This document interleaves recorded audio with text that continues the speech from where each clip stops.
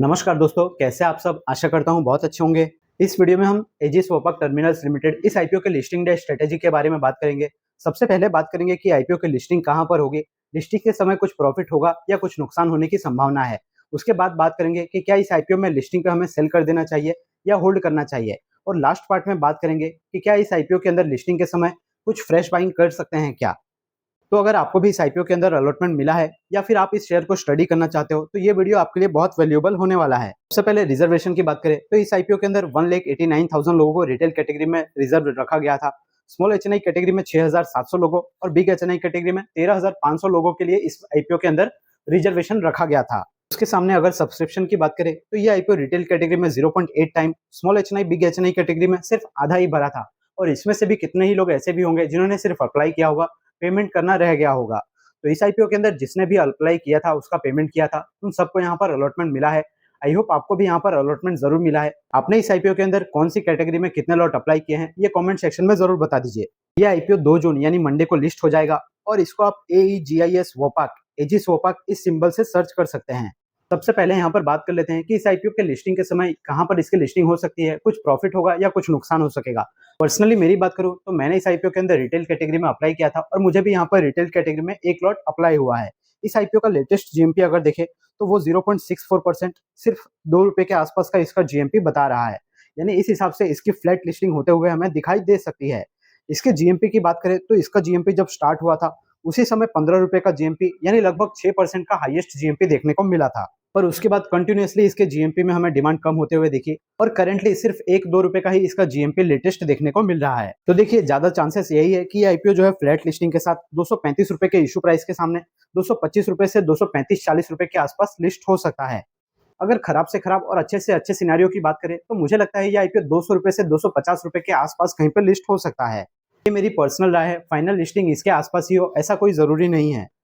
तो देखिए, मैंने तो इस आईपीओ में अप्लाई किया था लॉन्ग टर्म के हिसाब से, पर फिर भी अगर कोई बढ़िया सिनेरियो में अगर इस आईपीओ के अंदर मुझे 15% के आसपास का रिटर्न मिल जाता है या आईपीओ 250-260 के आसपास पहुंच जाता है तो मैं इस आईपीओ में एक बार तो प्रॉफिट बुक करने के बारे में सोचूंगा। और अगर नेगेटिव में इसकी लिस्टिंग हो जाती है, जैसे कि बोराना और बेल्ला इसके आईपीओ में हमने देखा कि जीएमपी से लगभग 10 से 15% वो नीचे लिस्ट हुए, तो अगर इसमें भी उतना नीचे लिस्टिंग हो जाता है तो मैं इस आईपीओ को थोड़े दिनों तक होल्ड करूंगा। तो आप में से कुछ लोग ऐसे भी होंगे जिन्होंने इस आईपीओ में स्टार्टिंग की जीएमपी को देख के 5-10% के लिए रिस्क लिया होगा। तो अगर आप रिस्क ले सकते हो 5-10% का, तो उसके लिए जो है आपको 5-10% के स्टॉप लॉस के लिए भी तैयार रहना चाहिए। जिन्होंने भी उस हिसाब का रिस्क लिया हो तो वो यहाँ पर 210-215 रुपए के हिसाब से स्टॉप लॉस लगा के 5% का चल सकते हैं। क्योंकि अगर आपके पास पैसा लिमिटेड है तो आपको 5% 10% से ज्यादा किसी में लॉस नहीं करना चाहिए। आप पैसा बचा के रखिए तो आने वाले और भी अपकमिंग आईपीओज में आपको चांस मिल सकता है। अगर आपको यहाँ पर अलॉटमेंट मिला है तो आप कौन से भाव पे इस शेयर को बेच के निकल जाओगे, ये आप कमेंट सेक्शन में जरूर बता देना। हम अपने सेकंड क्वेश्चन पे आते हैं कि क्या इस आईपीओ को लिस्टिंग पे ही सेल कर देना चाहिए या थोड़ा सा 2-3 महीना 6 महीना हम इसको होल्ड करके चल सकते हैं। तो देखिए, उसके लिए हमको कंपनी के पॉजिटिव और नेगेटिव को एक बार समझ लेना चाहिए। इस कंपनी का बिजनेस काफी अच्छा नजर आता है। इंडिया के अंदर थोड़ी सी मोनोपोली टाइप की भी ये कंपनी नजर आती है। बेसिकली ये कंपनी जो भी पोर्ट होते हैं यानी बंदरगाह होते हैं समुद्र के आसपास, वहां पर ये कंपनी एलपीजी स्टोरेज करती है और केमिकल और लिक्विड वगैरह स्टोरेज करने का काम करती है। इंडिया का 12 से 13% जो है एलपीजी ये कंपनी स्टोरेज करती है। तो इंडिया के एनर्जी सेक्टर के लिए ये काफी इंपॉर्टेंट कंपनी है और बिजनेस वाइज ये कंपनी काफी अच्छी और यूनिक तरीके का बिजनेस करने वाली कंपनी नजर आ रही है। दूसरी अच्छी चीज ये है कि इस आईपीओ का साइज टोटल 2800 करोड़ था और पूरा का पूरा फ्रेश इशू था। यानी प्रमोटर यहाँ पर कोई भी अपना स्टेक नहीं बेच रहे हैं। आईपीओ के बाद भी प्रमोटर का स्टेक इस कंपनी में 86% होने वाला है। और इस कंपनी के फाइनेंशियल्स की बात करें तो इसलिए कंपनी कंटिन्यूअसली हमें प्रॉफिट रिपोर्ट करती हुई नजर आ रही है। कंपनी अपने बिजनेस के अंदर 15% के प्रॉफिट मार्जिन पे काम कर रही है। और आईपीओ के बाद जिस कंपनी पे अभी जो 2500 करोड़ का कर्जा हमें देखने को मिल रहा है, ये कर्जा 80 से 90% कम होते हुए नजर आएगा। आईपीओ के पैसों में से 2000 करोड़ रुपए का कंपनी कर्जा रिपेमेंट कर देगी तो वो काफी कम हो जाएगा। इसके अलावा 671 करोड़ रुपए कंपनी एक जगह इन्वेस्टमेंट कर रही है।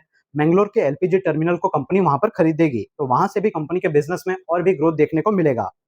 नेगेटिव पॉइंट की बात करें तो सिर्फ एक ही बड़ा नेगेटिव पॉइंट निकल के आया जिससे ये आईपीओ पूरा का पूरा मूड माहौल खराब करता हुआ नजर आया। कंपनी ने 270 के पी मल्टीपल पे अपने आईपीओ को प्राइस किया था। ये काफी महंगा था। इसके सेक्टर में ऑलरेडी 2-3 बड़ी कंपनियां पहले से ही लिस्टेड है जो कि 40 और 50 के पी मल्टीपल पे ट्रेड कर रही है और उन कंपनी का रेवेन्यू और बिजनेस एजिस वोपाक टर्मिनल इस कंपनी से काफी ज्यादा है। इसीलिए इस आईपीओ को काफी ठंडा रिस्पांस देखने को मिला और इतनी अच्छी कंपनी का आईपीओ इस तरह शांति से चला गया। बहुत सारे बड़े इन्वेस्टर्स थे जो इस आईपीओ को लेकर काफी एक्साइटेड नजर आ रहे थे। 270 रुपये पी मल्टीपल के साथ साथ कंपनी का जो प्राइस टू बुक वैल्यू होने वाला है लिस्टिंग के समय, वो 18 गुना महंगा होने वाला है। ये किसी भी आईपीओ के लिए काफी महंगा होता है, और इतना महंगा अगर आप आईपीओ लाओगे तो मुझे नहीं लगता कि कोई भी इतनी आसानी से आपके आईपीओ को सब्सक्राइब करेगा, भले ही आप कितनी भी अच्छी कंपनी हो। पर आईपीओ के बाद कंपनी के फाइनेंशियल्स थोड़े से सुधरते तो नजर आएंगे, कंपनी का कर्जा कम होगा, इससे कंपनी का जो इंटरेस्ट में खर्चा जाता है वो बचेगा। तो हो सकता है आने वाले कुछ क्वार्टरली रिजल्ट के अंदर कंपनी का प्रॉफिट बढ़ता हुआ नजर आए। अब हम थर्ड पॉइंट में बात कर लेते हैं कि क्या इस आईपीओ के अंदर हमें लिस्टिंग के समय कुछ फ्रेश बाइंग करने के बारे में सोचना चाहिए या नहीं। तो देखो, वैल्यूएशन वाइज काफी महंगा रखा गया है। थोड़ा सा इसकी प्राइस को आप कंसोलिडेट होने दो, 3 महीने 1 महीने आप इसके क्वार्टरली रिजल्ट को चेक करो।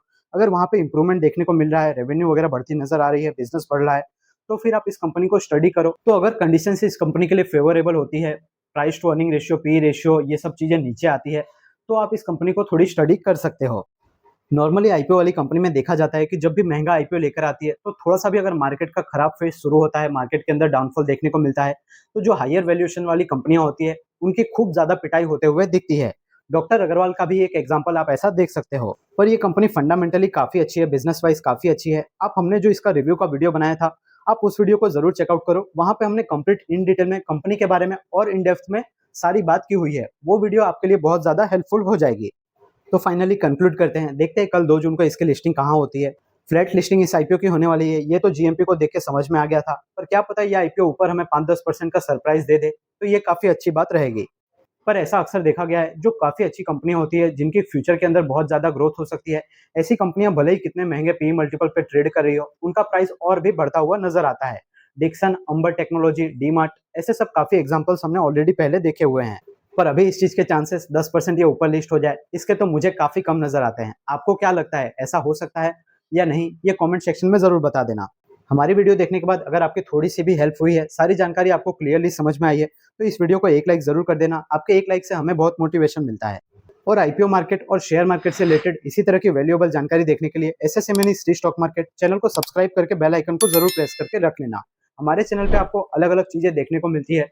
सबसे पहले आपको मेन बोर्ड आईपीओ के रिव्यू, एसएमई आईपीओ के review, upcoming main board IPO से रिलेटेड सारी जानकारी और पर्टिकुलर एक एक शेयर का कंप्लीट फंडामेंटल और टेक्निकल एनालिसिस देखने को मिल जाता है, जिससे अगर आप उस शेयर के बारे में कुछ डिसीजन लेना चाहते हो, बाई करने का, होल्ड करने का या सेल करने का, तो उसके अंदर आपकी बहुत ज्यादा हेल्प हो जाती है। तो आप भी एक दो वीडियोस को जरूर चेकआउट करना। हमने उसकी कंप्लीट प्लेलिस्ट स्टॉक एनालिसिस की बना रखी है। 24 शेयर का अभी तक हमने कंप्लीट एनालिसिस कर लिया है। उस प्लेलिस्ट के अंदर क्वाड्रेंट फ्यूचर टेक और नेटवर्क टेक्नोलॉजी, ये 2 फ्यूचरिस्टिक बिजनेस वाली कंपनियां नजर आ रही है, तो उनको जरूर चेकआउट करना। और जो भी फीडबैक हो ये कमेंट में जरूर बताना। आपके सपोर्ट से अब हमारी फैमिली 1000 प्लस मेंबर्स की हो चुकी है, तो आप इसको और भी ज्यादा बड़ा बनाते रहिए। इसके लिए आप अपने स्टॉक मार्केट और आईपीओ वाले दोस्तों के साथ हमारी वीडियो को जरूर शेयर कर दीजिए। अगर आपका कोई क्वेश्चन है या फीडबैक है तो कमेंट सेक्शन में लिख दीजिए। मैं मिलता हूं आपसे नेक्स्ट वीडियो में, जिसमें हम प्रोस्टाम, इन्फोसिस्टम और स्कोडा ट्यूब आईपीओ के लिस्टिंग स्ट्रेटेजी के बारे में बात करेंगे। तब तक के लिए याद रखिए, the more you learn the more you earn. Thank you.